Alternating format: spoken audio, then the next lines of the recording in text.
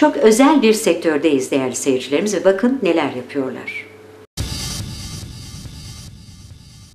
Merhaba Sektörel Haber Merkezi izleyicileri, sektörler arası turumuz tüm hızıyla devam ediyor. Bugün sizlere Muğla, Bodrum'dan sesleniyoruz. Bodrum'da neredeyiz efendim? Kısmet Şömine'ye konuk olduk ve Kısmet Şömine'nin firma sahibi Sayın Ferhat Aydın'la bir söyleşi gerçekleştireceğiz. Bakalım bize burada vermiş oldukları hizmetlerle ilgili ne gibi bilgiler aktaracaklar. Ferhat Bey merhaba. Merhabalar efendim, hoş geldiniz. Hoş bulduk, nasılsınız? İyiyiz, teşekkürler, sağ olun. Sizler nasılsınız? Bizler de gayet iyiyiz, teşekkür ediyorum. Ferhat Bey, öncelikle sizi tanıyalım. Ferhat Aydın kimdir efendim? Gümüşhane ilinde doğdum aslında. 22 seneden beridir Bodrum'dayım. İzmit doğumluyum. Bodrum'da şömine işiyle uğraşıyoruz. İkinci nesil kuşağıyım ben Kısmet Şömine'de. Babanız ikinci nesil. kurdu bu işi, siz de Tabii babam kurdu, 1989 yılında kurdu. 89 yılında. Evet, 1989 yılında. O zaman hemen Kısmet Şömine'yi konuşalım. 89 yılında kuruldu, bugüne kadar bu serüven devam ediyor. Kısmet Şömine ne yapar efendim? Faaliyet alanımız nedir? Bunu biraz açabilir miyiz? Kısmet Şömine kurulduğu günden bu yana ocakvari dediğimiz aslında şöminelerle, eski Bodrum evlerinde kullanılan şöminelerle başladı bu işe. Daha sonra Türkiye'ye giren şu arkamızda gördüğünüz ürünler, onlarla devam ettik. Tabii son 10 yıldır kendi imalatımız olan asansör kapaklı dediğimiz şömineleri üretmekteyiz.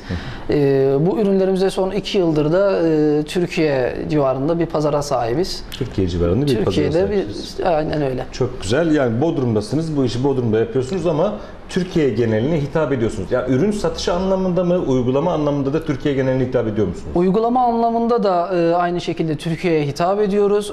Ama ağırlıklı olarak satış anlamında Türkiye'ye hitap ediyoruz. Asansör kapaklı dediğim gibi o Flamart markalı bir ürünlerimiz var. Bu ürünlerde Türkiye'de yaklaşık 17-18 adet bir genel bayimiz var. Tabii diğer ilçelerde onlar. Tabii onların ayrıcalığıyla dağıtılıyor bu ürünler. Bu şekilde. Anladım.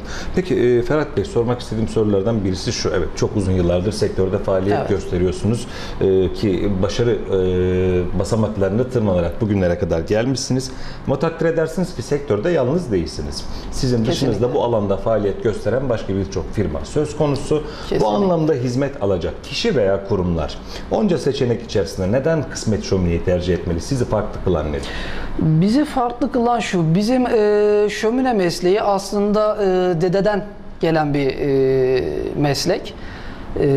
Dedemiz bizim ocakla ilgileniyor, ocak yapıyor. Daha sonra işte baba Bodrum'da bu iş yapıyor. Yani bu işin kökünden gelen bir firmayız biz. Hani işin genelde ticaretiyle değil de aslında uygulamasıyla meşgulüz. İşte insanlara daha çok ticari anlamda yanaşmıyoruz da daha çok onlara yardımcı olma adına yanaşıyoruz insanlar. Buraya gelen müşterilerimize hiçbir zaman biz ticari gözle bakmıyoruz. Her zaman onların bir şömineye, bir ısınmaya ihtiyacı olduklarını varsayarak onlara bu konuda yardımcı oluyoruz. Bu yüzden bizi seçmeleri tercih sebepleri bunlar diyorsunuz. Aynen. Dededen başlayan bir serüven bugünlere kadar devam ediyor. Burada tabii çok ciddi bir tecrübeden bahsediyoruz. Sevgili izleyiciler, teknolojinin gelişmesiyle birlikte de yeni ürünler geliştirerek piyasaya sunuyorsunuz.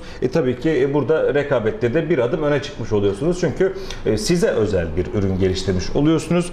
Rakipleriniz bu durumda sizden biraz geride kalıyor.